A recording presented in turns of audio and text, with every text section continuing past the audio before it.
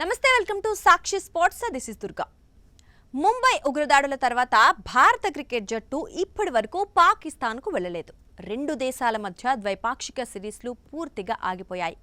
పాక్లో భద్రతా పరిస్థితులు బాగోలేవంటూ ఒకటి రెండు దేశాలు మినహా ఇతర దేశాల జట్లు కూడా అక్కడికి వెళ్లడం ఆపేశాయి. ఒకప్పుడు ప్రపంచంలోనే టాప్ జట్లలో ఒకటిగా ఉన్న పాకిస్తాన్ క్రమంగా బలహీనపడిపోయి ఆర్థికంగా కూడా భారీ నష్టాలు చవిచూస్తుంది. ఇప్పుడు అదే రూట్లో బంగ్లాదేశ్ క్రికెట్ బోర్డు నడుస్తున్నట్లుంది. ఇండియాతో ప్రస్తుతం నెలకొన్న రాజకీయ విభేదాల నేపథ్యంలో బీసీబీ హద్దులు దాటి ప్రవర్తిస్తూ తన భవిష్యత్తును తానే ప్రమాదంలో పడేసుకుంటోంది. వచ్చే నెలలో ఇండియా శ్రీలంక ఆతిథ్యం ఇస్తోన్న T20 వరల్డ్ కప్లో బంగ్లాదేశ్ తన మ్యాచ్లన్నీ ఇండియాలోనే ఆడాల్సి ఉంది. కానీ బీసీబీ మాత్రం భద్రతా కారణాలను చూపుతూ ఆ మ్యాచ్లను శ్రీలంకకు మార్చమని ఐసీసీని కోరింది.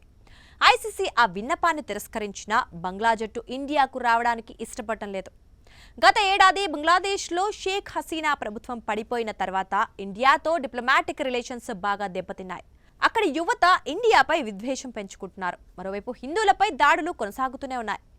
ఇక ఈ పరిణామాలు కొనసాగుతున్న తరుణంలో బంగ్లా ఫాస్ట్ బౌలర్ ముస్తఫిజుర్ రెహమాన్ను ఐపీఎల్కు సెలెక్ట్ చేయడంపై ఇండియాలో తీవ్ర వ్యతిరేకత వచ్చింది.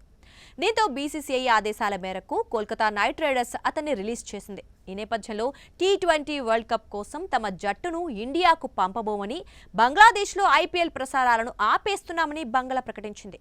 దీంతో పరిస్థితి మరింత దిగజారింది. మరోవైపు ఐసీసీ చైర్మన్గా జైషా ఉండడంతో బీసీబీకి వ్యతిరేకంగా ఐసీసీ నిర్ణయాలు తీసుకునే అవకాశం చాలా తక్కువ అనే చెప్పుకోవాలి. ప్రపంచ క్రికెట్ ఆదాయంలో 70% పైగా ఇండియా నుంచే వస్తుంది. కాబట్టి బీసీసీఐని కాదని ఐసీసీ ఎలాంటి నిర్ణయం తీసుకోకపోవచ్చు. ఈ నేపథ్యంలో ముందుకు సాగటం బంగ్లాకు కష్టతరమే. ఇక ఆటగాళ్ల విషయానికి వస్తే ఈ టెన్షన్స్ వల్ల బంగ్లా ప్లేయర్లలో ఆందోళన పెరిగిపోతోంది.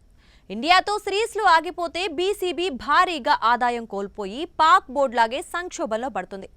ఇప్పటికే బంగ్లాదేశ్లో అల్లర్లు, రాజకీయ కల్లోలం వల్ల సిరీస్లు జరగటం లేదు. ఇక టీమిండియా అక్కడికి వెళ్లకపోతే మిగతా దేశాలు కూడా ఆపేస్తాయి. భారతీయ సంస్థలు బంగ్లా టీం స్పాన్సర్షిప్లు తెంచుకుంటున్నాయని ఇప్పటికే ఆటగాళ్లు భయపడుతున్నారు. మరోవైపు భావోద్వేగాలతో నిర్ణయాలు తీసుకుంటే దేశ క్రికెట్ భవిష్యత్తు ప్రమాదంలో పడుతుందని తమీమ్ ఇక్బాల్ లాంటి సీనియర్ ప్లేయర్లు హెచ్చరిస్తున్నారు. సాక్షి టీవీ ప్రసారాలను నిలిపివేయడం చట్టరీత్యా నేరం. సాక్షి టీవీ ప్రసారాల కోసం మీ స్థానిక కేబుల్ ఆపరేటర్ని వెంటనే సంప్రదించండి. DTHలో, ఇంటర్నెట్లో కూడా సాక్షి టీవీ ప్రసారాలను వీక్షించవచ్చు.